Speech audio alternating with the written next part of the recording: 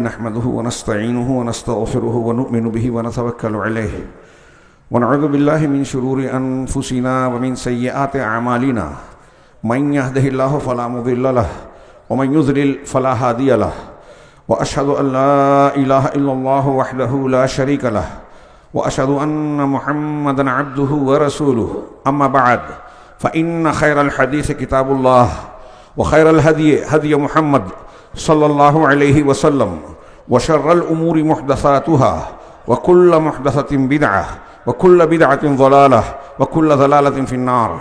أعوذ بالله من الشيطان الرجيم. بسم الله الرحمن الرحيم.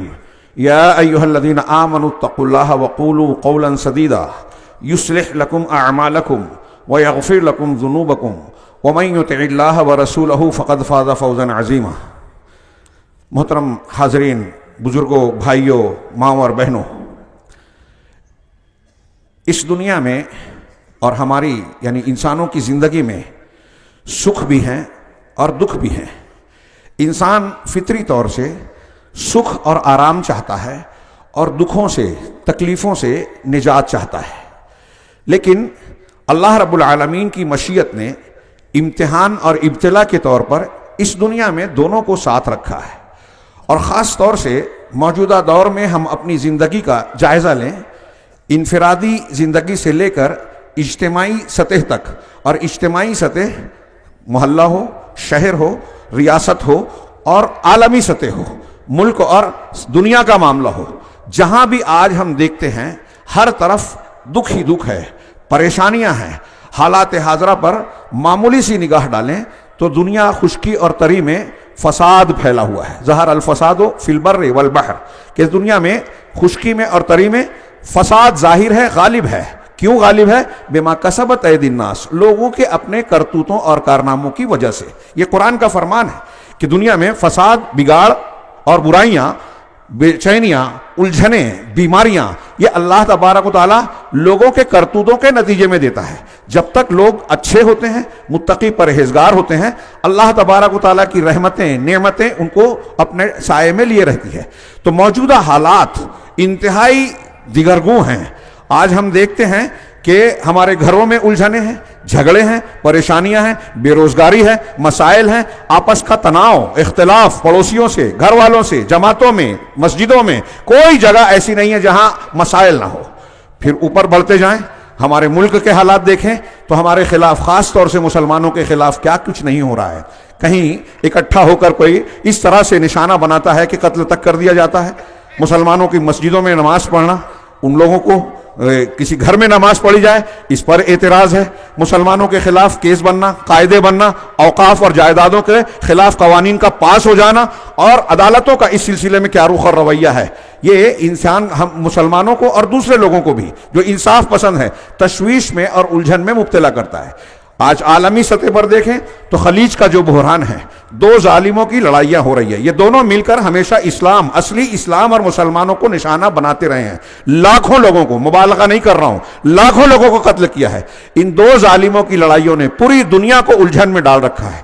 ہر کوئی دہشت میں ہے، مسائل میں ہے، اور مختلف قسم کے معاشی اور جو ہے خطرات کے بحران کا شکار ہے. اور بالخصوص جیسا کہ میں نے کہا کہ مسلمان پوری دنیا کا گھر سے لے کے عالمی سطح تک مختلف قسم کی سازشوں، حملوں، مکر و فریب کے نرغے میں اور اس کی زد میں ہے. ایسے حالات میں جب اپنی زبان میں ہم کہیں ہر طرف ٹینشن ہے، پریشانی ہے، دکھ ہے، خوف اور خطرات ہیں، ایسے حالات میں اللہ تبارک و تعالیٰ نے ہمیں یہ عید دی، عید کا تحفہ دیا جو خوشی اور شادمانی کا پیغام لے کر آتی ہے، اور خوشی اور خوش ہونے، آرام سے رہنے، فسادات اور بگاڑ سے بچنے کا بہت زبردست پیغام دیتی ہے.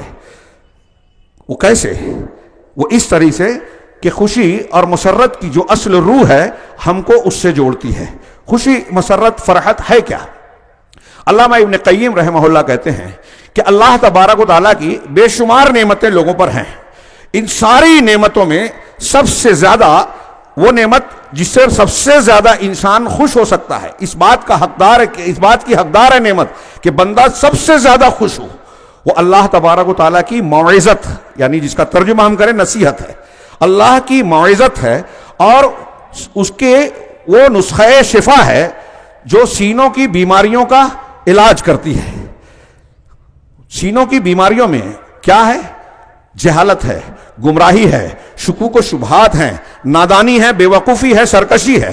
ان بیماریوں کو جو علاج کرتی ہے. اور اللہ تبارک و تعالیٰ نے صاف صاف بتا دیا کہ جو موعظت اور نصیحت ہم نے دی ہے وہ بندوں کے لیے ہدایت اور رحمت ہے. اس میں ان کی بیماریوں کا علاج ہے، سینوں کی اور نفس کی ٹھنڈک ہے، روح کے لیے زندگی ہے. لہذا یہ ہے کیا؟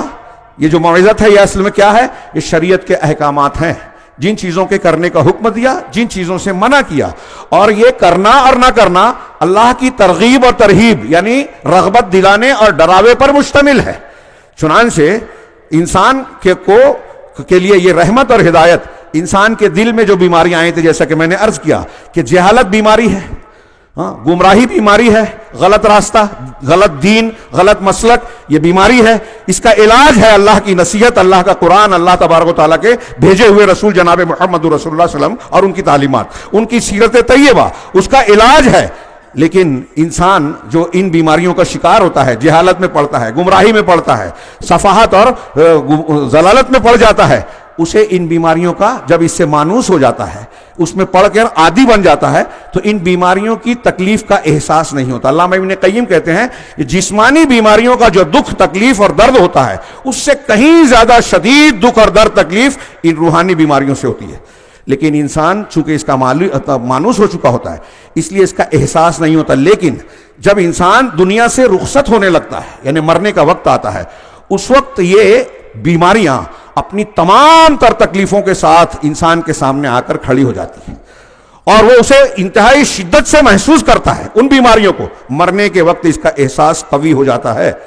چنانچہ اللہ کے نبی علامہ ابن قیم کہتے ہیں، حضرت علامہ ابن قیم، اللہ کے نبی نہیں، علامہ ابن قیم کہتے ہیں کہ اللہ تبارک و تعالیٰ کی جو ہدایت ہے وہ انسان کو ان دکھوں سے نکالتی ہے، الجھنوں سے نکالتی ہے، اور اللہ ان بیماریوں کا علاج کرتی ہے. اور یہ اللہ کی رحمت سینوں کو ٹھنڈک پہنچانے کا سامان دیتی ہے. آنکھوں کی ٹھنڈک، سینوں کی ٹھنڈک، دلوں کو اطمینان، روح کو زندگی اور حیات بخشتی ہے. اور پھر جب اس مقام پر بندہ پہنچ جاتا ہے کہ اس ہدایت اور نصیحت کو اپنی زندگی میں نافذ کر لیتا ہے تو دنیا کی ہر خیر اور بھلائی جب اس کے دامن میں سمٹنی شروع ہو جاتی ہے. ہر شر اور ہر برائی، ہر تکلیف دہ چیز جو انسان کو غم اور اندوں میں مبتلا کرے انسان کو بچاتی ہے. اس کی دلیلیں بے شمار دلیلیں. اللہ کے نبی صلی اللہ علیہ وسلم کی مشہور حدیث ہے، حببا الیکم الی من دنیاکم النساء والطیب وجعلت قرۃ عینی فی الصلاۃ، کہ تمہاری دنیا سے مجھے جو چیزیں محبوب بنائی گئی ہیں وہ خواتین ہیں، عورتیں ہیں، بیویاں. جائز طریقے سے رشتہ، سکون ملتا ہے، لتسکنوا الیہ، اللہ نے جوڑا بنایا. اور طیب، خوشبو، انسان کو معطر کر کے راحت اور فرحت کا احساس دلاتی ہے. یہ دنیا کی دو چیزیں مجھے پسند ہے. اور تیسری چیز بیان کی کہ نماز میں میری آنکھوں کی ٹھنڈک رکھی گئی ہے. دو چیزیں مادی ہیں، ایک چیز روحانی ہے. ہمارا ایک مزاج بنا ہے کہ عید خوشی اور فرحت کا مقام ہم مادی چیزوں کو مانتے ہیں. یہ عید جو ہے نئے کپڑوں سے، کھانے پینے سے، دھوم دھڑاکے سے، اچھل کود سے، اور شادی بیاہ کے موقع پر بھی یہی سب کچھ ہوتا ہے. ہم اسے خوشی کا نام دیتے ہیں. اصل خوشی یہ نہیں ہے. اصل خوشی ہے نیکیاں، بھلائیاں، اللہ کی فرمانبرداری، ایمان اور اللہ تبارک و تعالیٰ سے قرب اور اس کی پہچان اور معرفت. اس سے جو خوشی اور روحانی لذت ملتی ہے وہ ایمان اور عبادت کی لذت سے وہی آشنا ہوتا ہے جو اس لذت کا مزہ چکتا ہے. اللہ کے نبی صلی اللہ علیہ وسلم نے ذاقا کیا ہے کہ ذاقا طعم الایمان من رضی باللہ ربا وبالاسلام دینا وبمحمد رسول صلی اللہ علیہ وسلم. اس شخص نے ایمان کی لذت، ایمان کا مزہ چکھ لیا جو اللہ کے رب ہونے پر راضی ہوا. مجھے امیر بنایا، غریب بنایا، چھوٹا بنایا، بڑا بنایا، مجھے کسی نعمت سے محروم رکھا، یہ رب کا فیصلہ ہے، میں اس پر راضی ہوں، کوئی شکایت نہیں، کوئی اعتراض نہیں. اور اسلام کے دین ہونے پر راضی ہوں. اللہ نے جو حکم دیا شریعت میں کہ یہ جائز ہے مان لیا، یہ ناجائز ہے مان لیا، داڑھی رکھنا ہے چھوڑ دیا، فلاں کام کرنا ہے فلاں نہیں کرنا ہے سر جھکا کر تسلیم کر لیا. یہ ہے اسلام پر راضی ہونے کا مطلب. ایمان کی لذت یعنی ایمان کی حلاوت اور مزہ. اس سے پتہ چلا کہ ایمان کی ایک لذت ہوتی ہے. چنانچہ تیسری چیز بنے جو محمد کے نبی ہونے پر راضی ہو گیا کہ نبی کریم صلی اللہ علیہ وسلم کی جو سیرت ہے, آپ کی جو تعلیمات ہے, اس کو بلا چو چرا قبول کر لے, آپ سے محبت کرے, آپ کی اتباع کرے, آپ کی قول کے آگے کسی کی بات نہ مانے, کتنا بڑا بھی امام ہو, ہوا میں اڑے پانی پہ چلے, نبی کی بات آ گئی سر جھکا دیا, نبی کے خلاف کوئی بھی ہو نہیں قبول کرے گا. جو اس پہ راضی ہوا وہ ایمان کی لذت پائے گا. اور جو اس پر راضی نہیں ہوا, انسان کے دل میں شہوت, حرام شہوتیں اور گمراہ کن خیالات اور اہوا خواہشات نفس جب گھر کر لیتی ہیں تو ایمان کی لذت اس کو مزہ نہیں آتا, بلکہ گناہوں میں اس کو مزہ آتا ہے. آج ہم اپنا حال کا اپنے جائزہ لیں, اپنے اپنے دلوں کا, اعمال کا, معمولات کا, کہ ہمیں نیکیوں میں مزہ آتا ہے یا برائیوں میں مزہ آتا ہے. اگر برائیوں میں مزہ آتا ہے تو جان جائیے کہ ہم ایمان کی لذت سے محروم ہیں. ثلاث من کنا وجد بہن حلاوت الایمان, یہ بخاری مسلم کی اور دوسری حدیث کی کتابوں کی روایت ہے کہ 3 خصلتیں ایسی ہیں کہ جس شخص کے اندر ہوگی اس کے ذریعے سے وہ ایمان کی حلاوت, شیرینی اور مٹھاس پالے گا. اس سے پتہ چلا نا کہ ایمان کی ایک مٹھاس ہوتی ہے, اور اسے وہی سکتا ہے جو ایمان کے اس اعلیٰ پیمانے پر اپنے آپ کو مکمل اتارتا ہے. وہ 3 خصلتیں کیا ہے؟ من کان اللہ و رسولہ احب الیہ مما سواہما, جس کے نزدیک اللہ اور اس کے رسول دنیا کے ان دونوں کے علاوہ جتنے بھی دنیا میں ہیں, ماں باپ بھائی بہن, خود اس کا اپنا نفس, ہر ایک سے زیادہ محبوب ہو. جس کے یہ خصلت ہوگی, یہ ایمان کا اعلیٰ پیمان, اعلیٰ معیار خصلتیں ہیں. مکمل ہوگا جب ایمان تو محبت سب سے زیادہ اللہ اور رسول کی ہو. وَيُحِبُّ الْمَرْءَ لَا يُحِبُّهُ إِلَّا لِلَّهِ, اور کسی انسان سے محبت کرے تو صرف اس لیے کہ اللہ کے واسطے, وہ نیک بندہ ہے, اللہ کا حکم ہے, اس لیے اس سے محبت کرے. دنیاوی بنیاد پر نہیں کہ مجھ کو اس سے فائدہ ہونے والا ہے اس لیے وہ محبوب ہے, وہ سماج کا بڑا انسان ہے اس لیے میں اس سے تعلق رکھتا ہوں, نہیں, وہ اللہ کا نیک بندہ ہے اس لیے محبت کرے. یعنی ہماری محبتوں اور ہماری نفرتوں کا معیار اللہ تبارک و تعالیٰ کی ذات, اللہ کے رسول اللہ کے پسندیدہ ہیں, صحابہ کرام پسندیدہ ہے, تو ہمیں بھی محبوب ہونے چاہیے. جس کو صحابہ کرام سے بغض ہے وہ مومن ہو ہی نہیں سکتا, کیونکہ ایمان کی اعلیٰ خصلت اس کے اندر ہے ہی نہیں. اور تیسری چیز, وَأَن يَكْرَهَ أَن يَعُودَ فِي الْكُفْرِ كَمَا يَكْرَهُ أَن يُقْذَفَ فِي النَّارِ. تیسری خصلت یہ ہے کہ کفر میں لوٹنے کو وہ اسی طرح ناپسند کرتا ہو جیسے آگ میں ڈالے جانے کو. ہم میں سے کوئی شخص آگ میں ڈالا جانا پسند کرے گا؟ نہیں کرتا. تو جیسے یہ ناپسندیدہ ہے ایسے اسلام پر جم جائیں کہ دین کی جو تعلیم ہے ہم اسی کو اختیار کریں گے, کیسے بھی حالات اور طوفان چلیں ہم دین سے ہٹیں گے نہیں, اس پر قائم رہیں گے. پوری دنیا کوشش کر رہی ہے کہ مسلمان, خاص طور سے نوجوان لڑکے اور لڑکیاں, شہوتوں میں مبتلا ہو کر گندگی کی طرف آ جائیں, اسلام کو, قرآن کو, اہل علم کو چھوڑ کر ان سے دور ہو جائیں. لیکن ایمان کی خصلت یہ ہے, جو شخص ان خصلتوں کو اختیار کرے گا وہ ایمان کی لذت پائے گا. اور جب ایمان کی لذت پائے گا, یہ دلیلیں دے رہا ہوں میں کہ خوشی, روحانی لذت عبادت میں ہے, ایمان میں ہے, اللہ سے قرب میں ہے. اللہ کے دین کو اپنی زندگی میں نافذ کرنے میں ہم مانتے ہی نہیں. اللہ تعالیٰ نے قرآن فرمایا الا بذکر اللہ تطمئن القلوب, سب کو یاد ہے لیکن مانتا کوئی نہیں ہے. اللہ کے ذکر سے دلوں کو اطمینان ملتا ہے. اللہ کا ذکر صرف سبحان اللہ الحمدللہ یہ بھی ہے, اور اللہ کا ذکر قرآن بھی ہے. اللہ کا ذکر یہ ہے کہ اس کی شریعت اور اس کے احکامات کی پابندی کی جائے.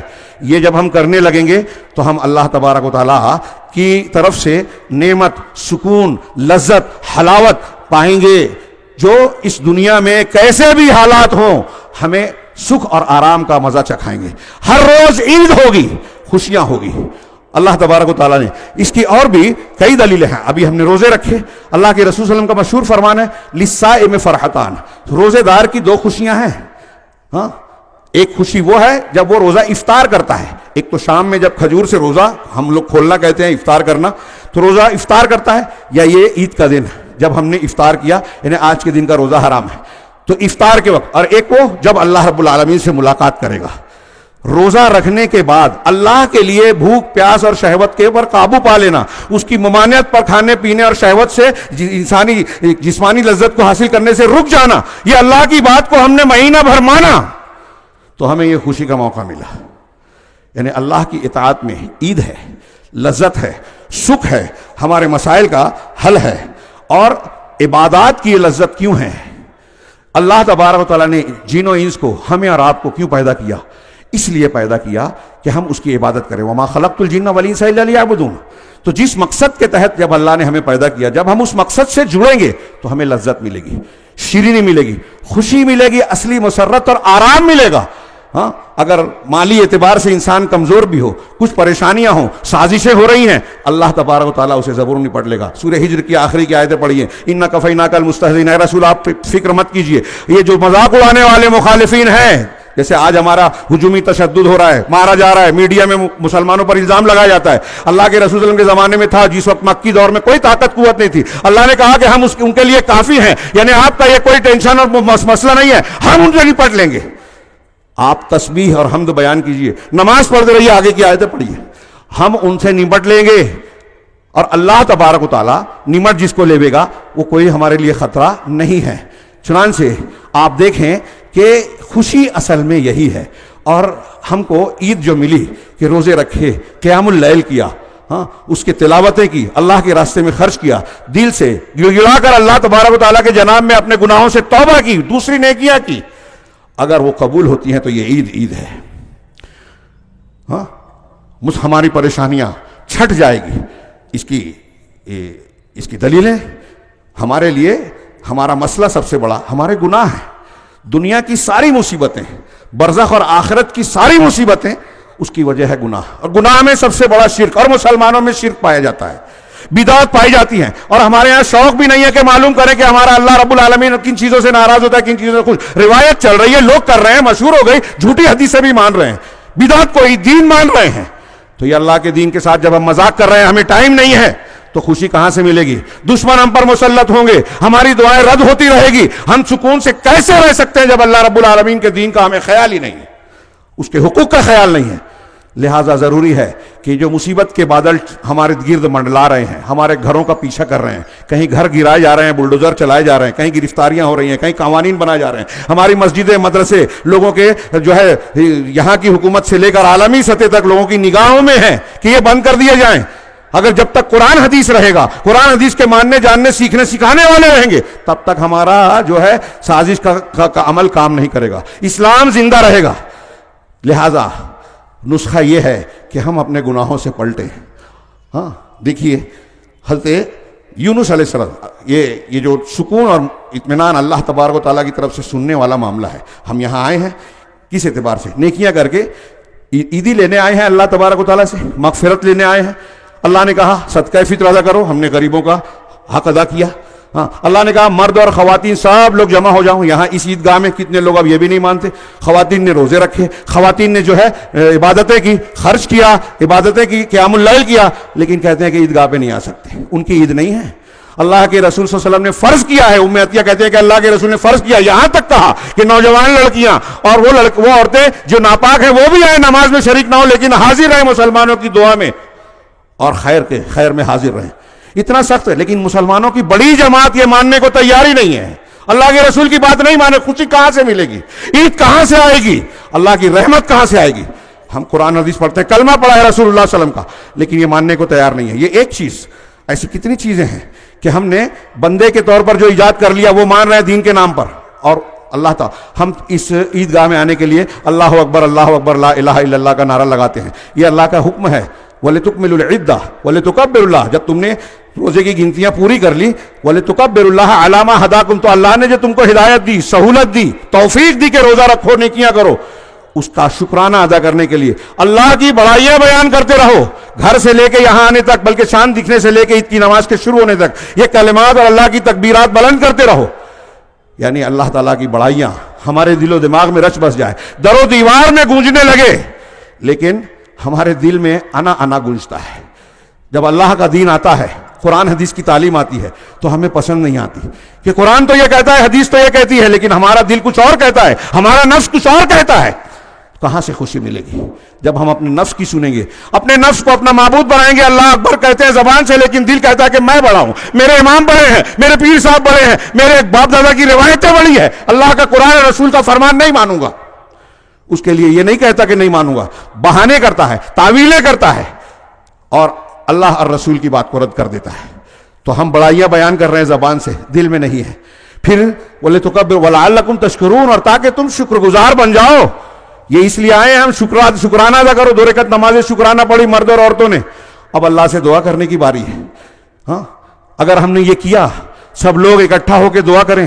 یاد کیجئے قوم یونس پر عذاب, واحد قوم ہے جس پر عذاب کا فیصلہ ہونے کے بعد اللہ نے ٹال دیا. قرآن میں کہا سورہ یونس میں پڑھیے کہ صرف یہی ایک قوم ایسی ہے جو ایمان لانے کے بعد بچ گئی عذاب سے.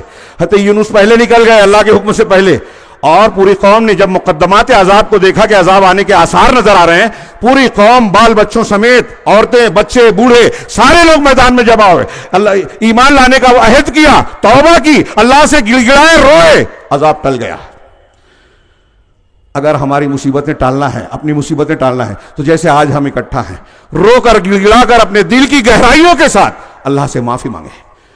ہاں اللہ سے معافی مانگے, اللہ تبارک و تعالیٰ کامیابی دے گا.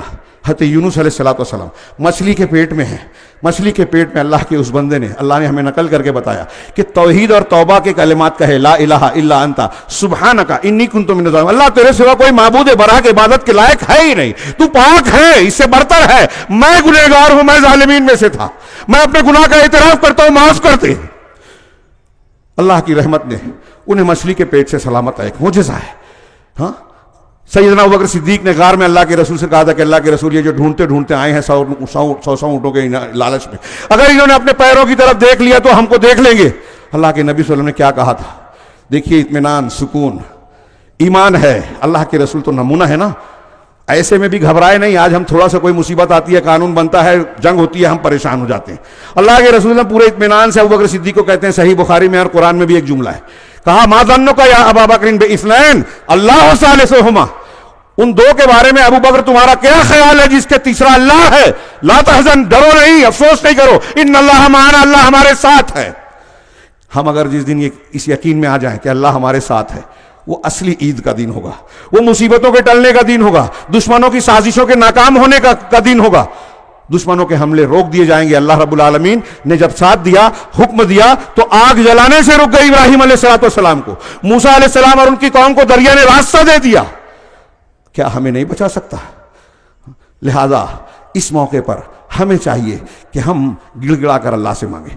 میں بات کو آخر میں, ہم جب عیدی لینے آئے مرد اور خواتین, تو یہ قرآن کی ایک آیت میں پیش کر رہا ہوں, کل جمعہ میں بھی ذکر کیا تھا. سورہ ہود میں اللہ تبارک و تعالیٰ نے ارشاد فرمایا, فرمایا کہ اللہ تعبدوا الا اللہ.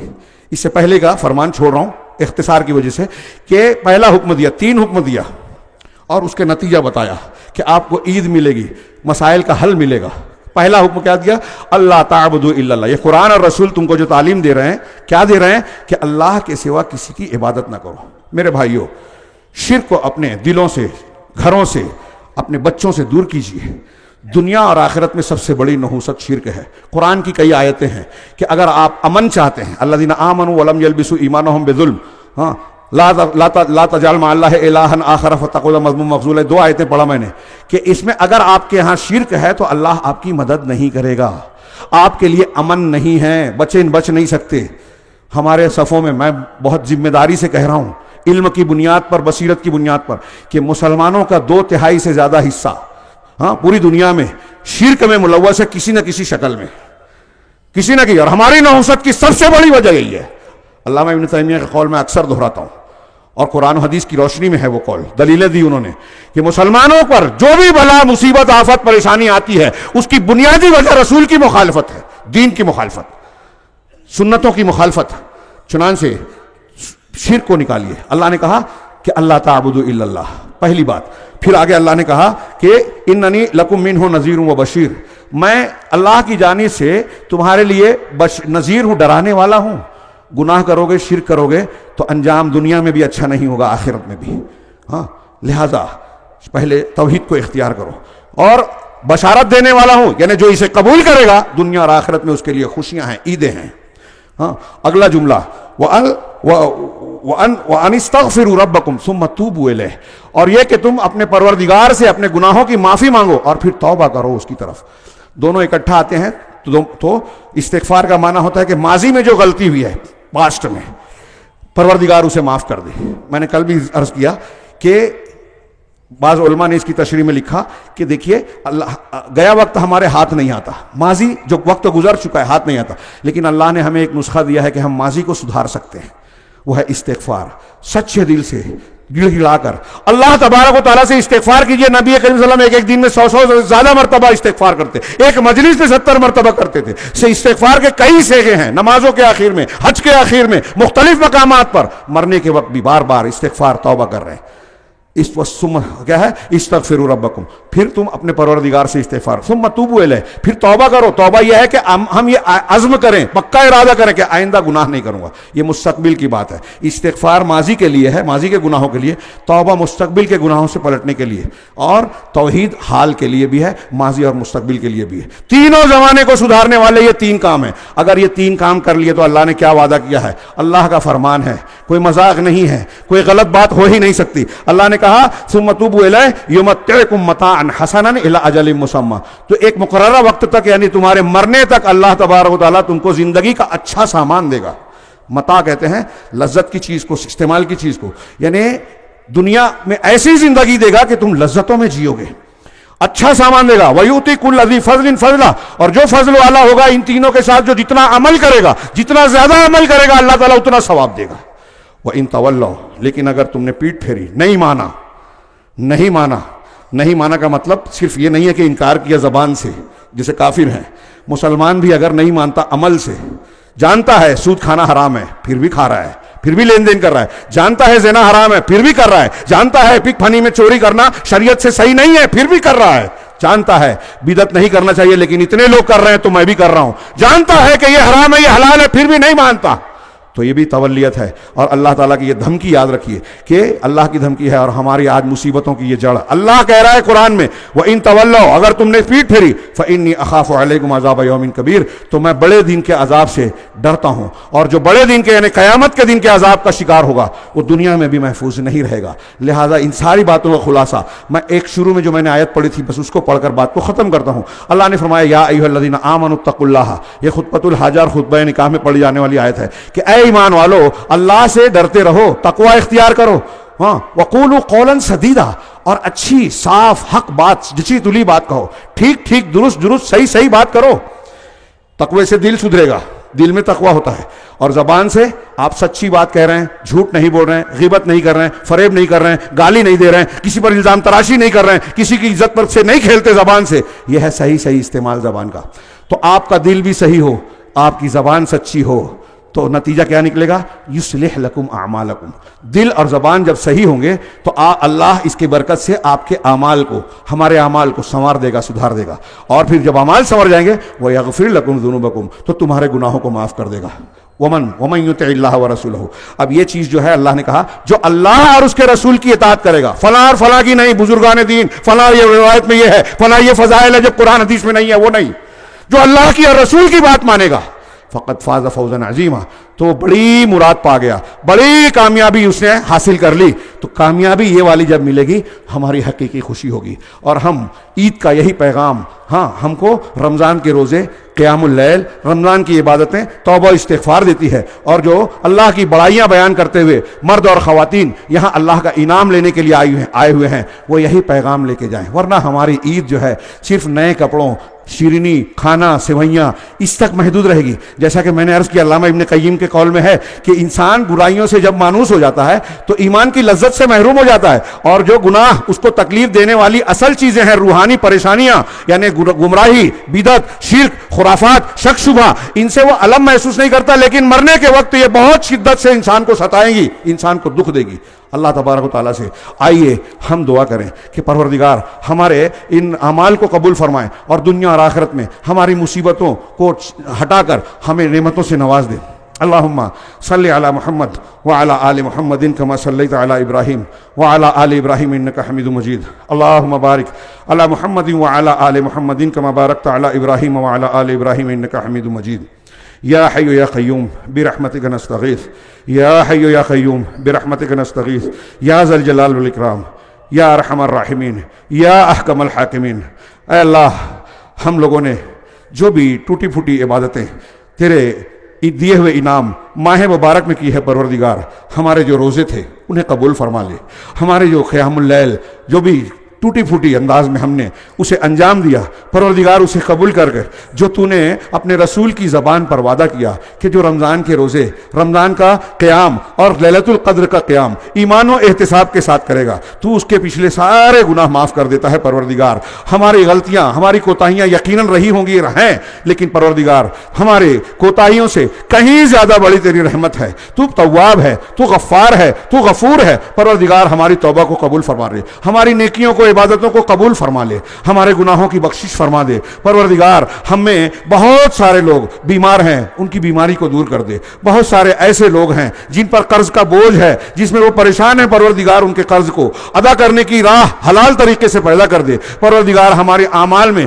بہت ساری کوتاہیاں ہیں، پروردگار ان کوتاہیوں کو دور کرنے کی ہمیں توفیق عطا فرما۔ پروردگار تو ہمیں اپنے صالح اور مقرب بندوں میں شامل فرما لے، تو ہمیں شاکرین میں سے بنا دے، صالحین میں سے بنا دے، متقیوں میں اور محسنین میں سے بنا دے پروردگار، اور اس کے ذریعے سے تو ہمیں دنیا میں بھی سعادت بخش دے اور آخرت میں بھی کامیابی سے نواز۔ پروردگار ہمارے کسی گناہ کو مت چھوڑ، سب کو معاف کر دے، ہمارے کسی مریض کو مت چھوڑ، سب کو شفا دے دے، ہمارے کسی غم اندوہ کو نہ چھوڑ، سب کو دور کر دے۔ پروردگار ہم میں جو چھوٹے بچے ہیں ان کی صحیح تربیت کرنے کی توفیق عطا فرما، جو بزرگ اور بڑے ہیں ان کو دین کے صحیح راستے پر چلنے کی توفیق عطا فرما، جو مسلمان ہمارے والدین ہوں، ہمارے رشتہ دار ہوں، دیگر مسلمان ہوں، پروردگار جو دنیا سے رخصت ہو کر تیرے جوار رحمت میں جا پہنچے ہیں، پروردگار ان کی غلطیوں کو معاف کر دے، انہیں ان کی بخشش فرما دے، پروردگار انہیں اعلیٰ مقام دے، جنت الفردوس میں اعلیٰ مقام دے۔ ہم میں جو بھی بیمار ہے پروردگار ان کو شفا عطا فرما۔ پروردگار ساری دنیا صرف اس لیے ہماری دشمن بنی ہوئی ہے کہ ہم تیرے نام لیوا ہیں، تیرے کلمے کو پڑھنے والے ہیں، پروردگار تو ہماری حفاظت فرما۔ اگر ہم نے تجھ کو ناراض کر لیا اور تیری مدد سے محروم ہو گئے تو دنیا میں ہمارا کوئی پرسان حال نہیں، کوئی بچانے والا نہیں ہے۔ پروردگار ہم تیری ہی عبادت کرتے ہیں، تجھی سے مدد مانگتے ہیں۔ پروردگار ہم وہ ساری خیر اور بھلائیاں مانگتے ہیں جو تیرے نبی جناب محمد رسول اللہ صلی اللہ علیہ وسلم نے تجھ سے مانگی، وہ ساری برائیاں، سارے شرور جس سے تیرے رسول صلی اللہ علیہ وسلم نے پناہ طلب کی، پروردگار ہم ان ساری چیزوں سے، سارے شر اور برائیوں سے پناہ طلب کرتے ہیں۔ پروردگار ہمارے دین کو درست کر دے جو ہمارے دین کے، ہماری زندگی کی بنیاد ہے، دنیا اور آخرت میں کام آنے والا ہے۔ ہماری دنیا کی زندگی کو سنوار دے پروردگار، جس میں ہماری معیشت ہے، پروردگار ہماری آخرت کو سنوار دے جہاں ہمیں لوٹ کر جانا ہے۔ پروردگار ہمیں جب تک زندہ رکھ، ہمیں نیکیوں میں اور زیادہ آگے بڑھنے کی توفیق دے اور ہماری موت کو ہمارے لیے راحت کا سامان بنا دے۔ پروردگار ہمیں جنت اور جنت میں لے جانے والے اعمال کی توفیق دے۔ پروردگار ہمیں جنت الفردوس عطا فرما، ہمیں اعلیٰ ترین جنت عطا فرما، ان اعمال اور اقوال کی توفیق دے جو تجھ سے قریب کرنے والے اور جنت میں داخل کرنے والے ہیں۔ پروردگار ہم تجھ سے مانگتے ہیں کہ ہمیں جہنم سے بچا لے، اور ان اعمال اور ان اقوال اور عقائد سے پناہ مانگتے ہیں جو جہنم میں پہنچانے والے ہیں۔ پروردگار ان سب چیزوں سے ہمیں محفوظ رکھ، جب تک زندہ رکھ، اسلام پر زندہ رکھ، اور جب موت آئے تو پروردگار تو ہمیں ایمان پر موت دے۔ پروردگار پوری دنیا میں مسلمانوں کے خلاف سازشیں ہیں، حملے ہیں، اور سارے لوگ کئی جگہوں پر ہم ایسے ہیں کہ ہم مناظر نہیں دیکھ پاتے۔ جب ہم بہت چھوٹے بندے، بڑے گنہگار، اور رحم و کرم میں ہم بہت ہی ادھورے اور انتہائی ناقص ہیں، جب ہم سے وہ مناظر دیکھے نہیں جاتے پروردگار، تو ارحم الراحمین ہے، تو رحمان الرحیم ہے۔ پروردگار جب ہم فلسطین کے مناظر دیکھتے ہیں، جب ہم مسلمانوں کے ٹوٹتے ہوئے گھر، جلتے ہوئے بدن اور بہت ساری ایسی مصیبتیں دیکھتے ہیں جس میں لوگ تڑپ رہے ہیں، بھوکے مر رہے ہیں، پروردگار جب ہم نہیں دیکھ پاتے تو ارحم الراحمین ہے۔ پروردگار تو رحم فرما، تو مسلمانوں کی حفاظت فرما، دشمنوں کی سازشوں کو ناکام بنا دے، ان کے کلمے میں اختلاف ڈال دے، اپنی وہ پکڑ ان پر ڈال دے جو تو ظالموں اور مجرموں پر ڈالتا ہے۔ اے اللہ ہم تو تیرے ہی حوالے اپنے سارے معاملات کو کرتے ہیں۔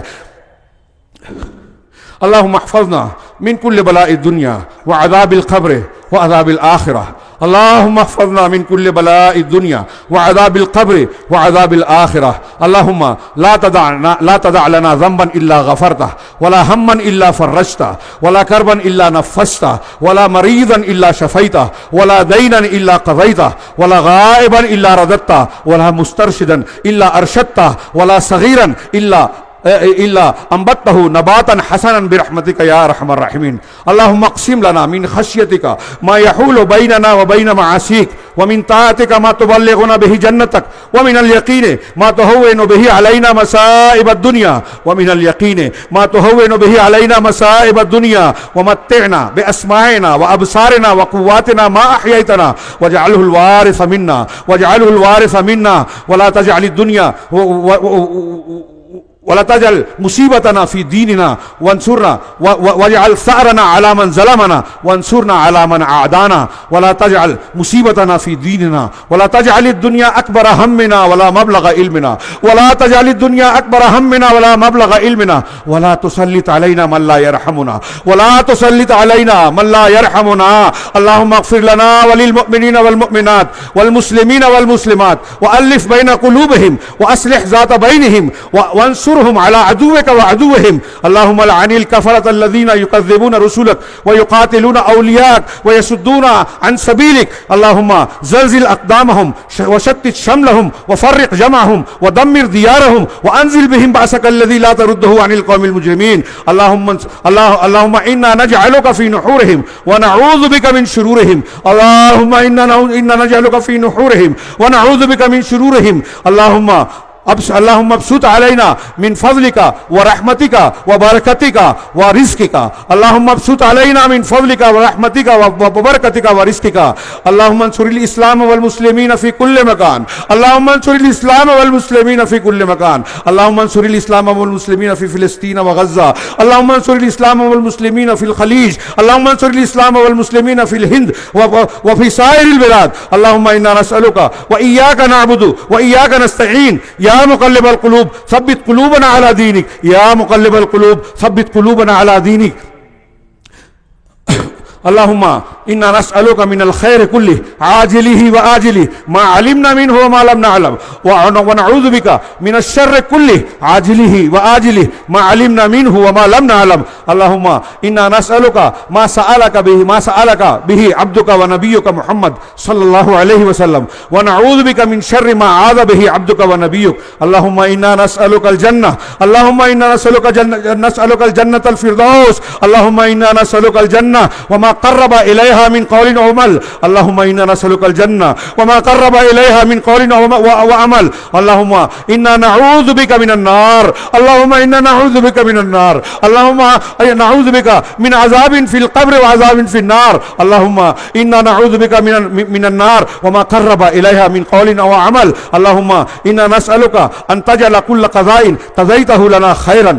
اللهم إنا نسألك أن تجعل كل قضاء قضيته لنا خيرا. اللهم إنا نسألك الهدى والتقى والعفاف والغنى. اللهم إنا نسألك الهدى والتقى والعفاف والغنى. اللهم إنا نسألك من موجبات رحمتك وعزائم مغفرتك والغنيمة والسلامة من كل إثم والغنيمة من كل فر والفوز بالجنة والنجاة من النار. اللهم إنا نسألك العفو والعافية في الدنيا والآخرة. اللهم إنا نسألك العفو والعافية في الدنيا والآخرة. اللهم اغفر لنا ولوالدينا. اللهم اغفر لنا ولوالدينا. اللهم اعتق رقابنا من النار. اللهم تقبل صيامنا وقيامنا وعباداتنا جميعا. اللهم تقبل صيامنا وقيامنا. اللهم اغفر لنا ولوالدينا. اللهم اغفر لنا وللمؤمنين والمسلمات الأحياء منهم والأموات. ربنا آتنا في الدنيا حسنة وفي الآخرة حسنة وقنا عذاب النار. ربنا آتنا في الدنيا حسنة وفي الآخرة حسنة وقنا عذاب النار. ربنا آتنا في الدنيا حسنة وفي الآخرة حسنة وقنا عذاب النار. ربنا لا تزغ قلوبنا بعد إذ هديتنا وهب لنا من لدنك رحمة إنك أنت الوهاب. ربنا لا تؤاخذنا إن نسينا واخطأنا. ربنا ولا تحمل علينا إصرا كما حملته على الذين من قبلنا. ربنا ولا تحملنا ما لا طاقة لنا به واعف عنا واغفر لنا. واعف عنا واغفر لنا. واعف عنا واغفر لنا وانصرنا. أنت مولانا فانصرنا على القوم الكافرين. اللهم أنت مولانا فانصرنا على القوم الكافرين. ربنا إننا سمعنا مناديا ينادي للإيمان أن آمنوا بربكم فآمنا. ربنا فاغفر لنا ذنوبنا وكفر عنا سيئاتنا وتوفنا مع الأبرار. ربنا وآتنا ما وعدتنا على رسلك. ربنا وآتنا ما وعدتنا على رسلك. ربنا وآتنا ما وعدتنا على رسلك ولا تخزنا يوم القيامة إنك لا تخلف الميعاد. ربنا هب لنا من أزواجنا وذرياتنا قرة أعين واجعلنا للمتقين إماما. ربنا هب لنا من أزواجنا وذرياتنا قرة أعين واجعلنا للمتقين إماما.